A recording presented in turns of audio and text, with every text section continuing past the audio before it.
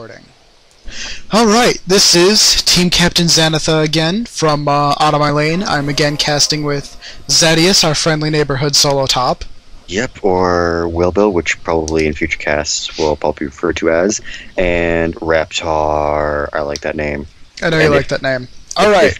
If no one gets where that name's from, I hope you just go figure it out. Okay, in this game, we have Blackthorn on our 80. We've pretty much got our normal team, except instead of Zadius up top, we've got our other friend, Velcom up top. Yeah, I was somewhere and you all decided to do ranked games. I think you were having dinner.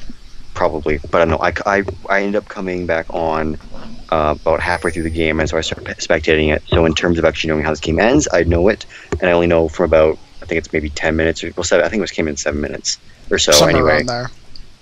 So the start of this game should be interesting for me then. 30 seconds until minions spawn.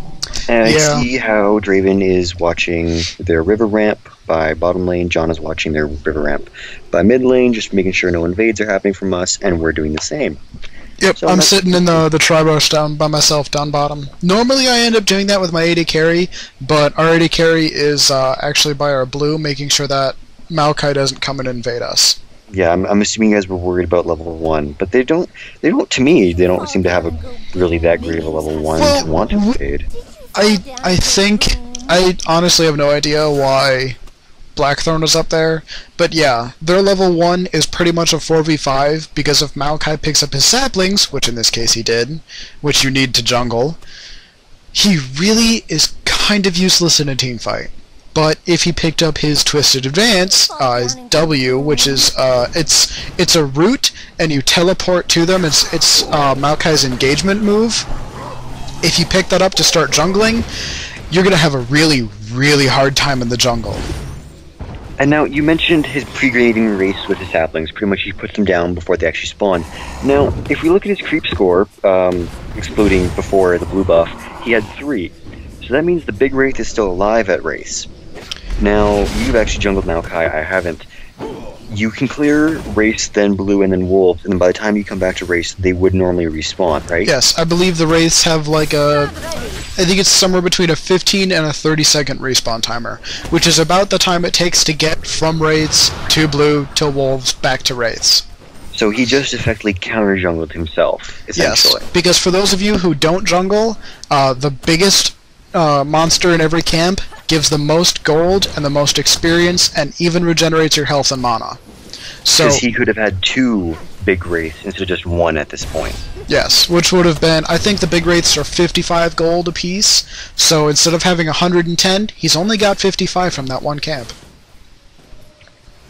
It's saddening. And now, so we have, now they counterpicked Malphite for Fiora, correct? I believe Malphite was an insta-lock-in first. No, you're right. Malphite was picked to counter Fiora. Okay, because if not, I would have to hit Anthony for picking Fiora after Malphite was picked. He might have, though. I don't remember. I don't know. Either way, I'll have to hit him. Because Malphite is... Be nice. He gave us an intro. Well, yeah, but Malphite is anti-AD. If you see Malphite on the other team, if you're picking a top, you kind of need to be leery about what is coming up there. Like unless you pick Yorick. Well, Yorick's just a broken hero in general, so it doesn't matter. And he doesn't do early on. He does kind of more magic damage anyway through it, just ghouls, so the armor doesn't become a problem. But because you don't want to counterpick yourself, it doesn't end well when you counterpick yourself. And if you noticed at the last second down on the bottom part of the screen, Draven missed his spinning axe, and he was standing still. Well, see, now, I'm not sure if it's intended, because it's supposed to be when you're standing still, the axe will come back to where you're standing. However, there is a couple times where it'll come back off to the side, and you'd have to actually move. I'm not sure if that's intended by Riot. It is intended. Oh, okay. Because they don't want you just standing in one spot throwing axes at people. They want you to have to be able to move, because that's one of the reasons he's got a decent skill cap. Now we see on the minimap Maokai coming up to try and gank Fiora there, just waiting in his brush, double buffed. And Malphite, see now there, I think Malphite should be trying to egg Velkhmani, either overextending himself or kind of going back to draw him out in order to get Maokai to engage. And we also have engaged down here in the meantime. A Mumu comes in, and we get first blood. Followed immediately by this gank up top, where it looks like Malphite's going to take a couple of turret hits and back off. So Maokai is also going to back off, and he turns around back through the river.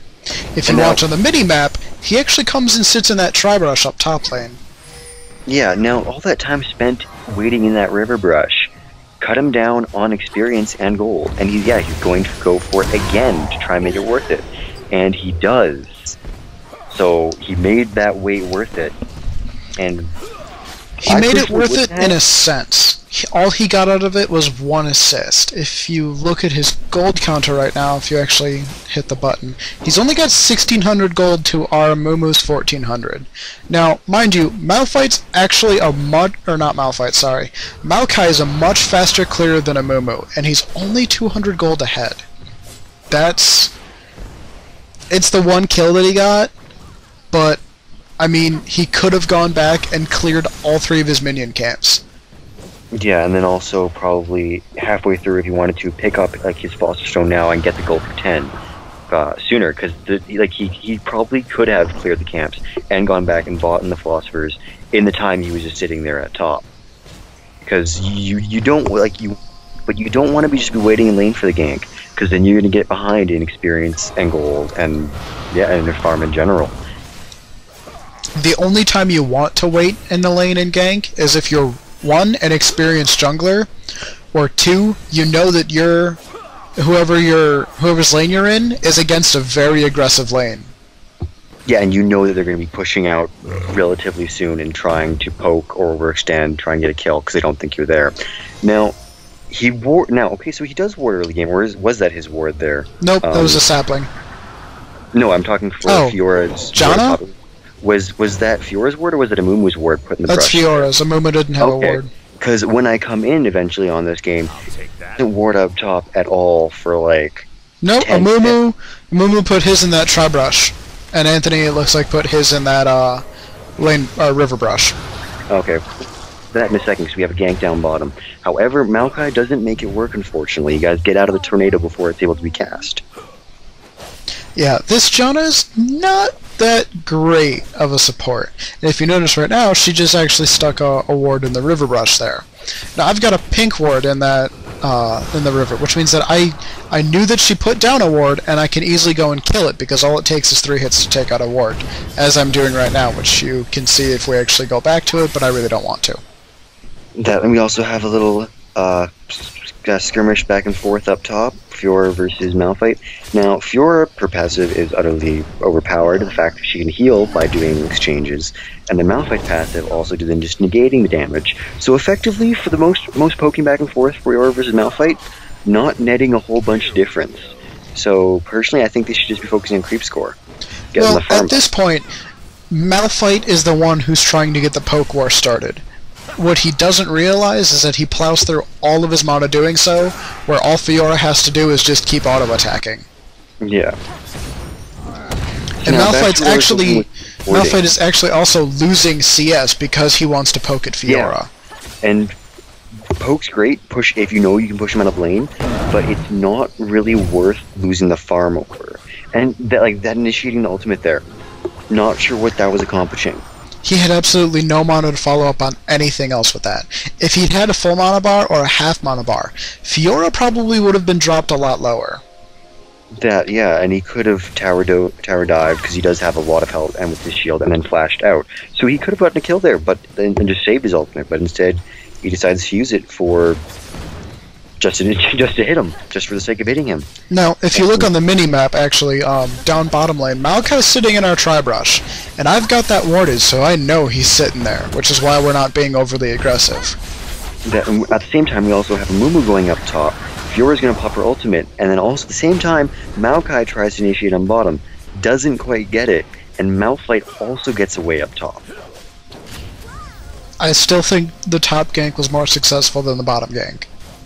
In terms of actual netting damage, yes, and also the fact of it wasn't taking creep score away from multiple people. I mean, granted, Janna shouldn't really be going for creep score, but she apparently is. She has 5 creep scores.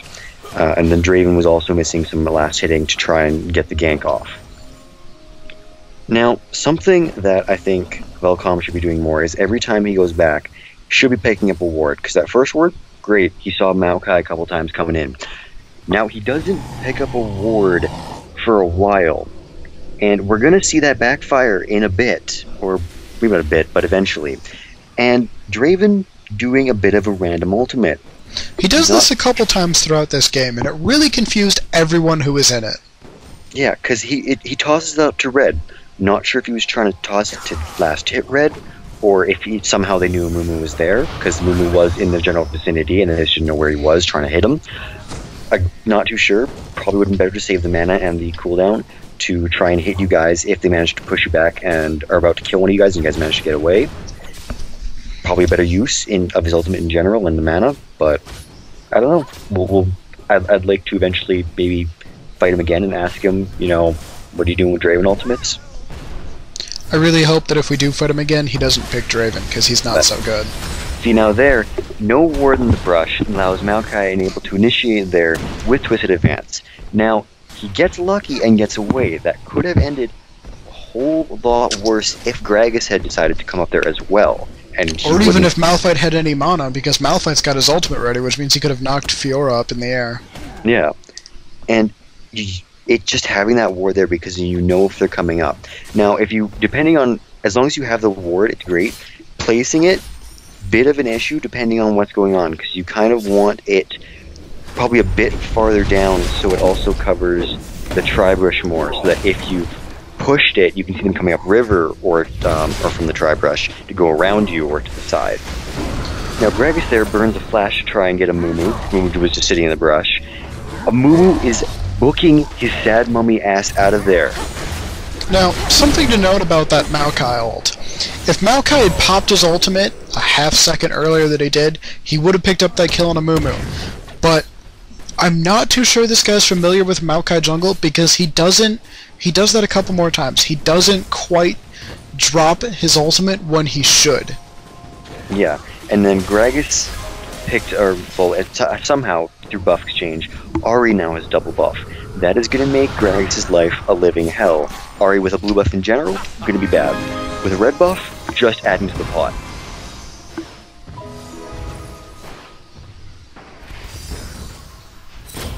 Have a little tower dive there at bottom. Blackthorn trying to get Draven, doesn't quite get him. Also then switches to Janna after, and doesn't quite get Janna either.